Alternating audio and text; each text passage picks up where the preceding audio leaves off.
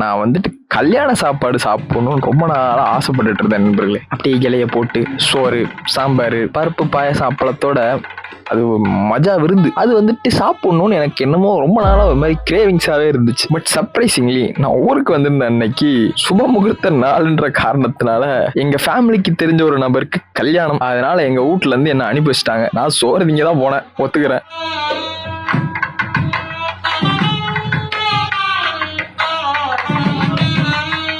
But finally வாழை இலை கல்யாண விருந்து கிடைச்சிருச்சு நண்பர்களே. நல்ல மஜாவா வெட்டு வெட்டுன்னு வெட்டிட்டேன்.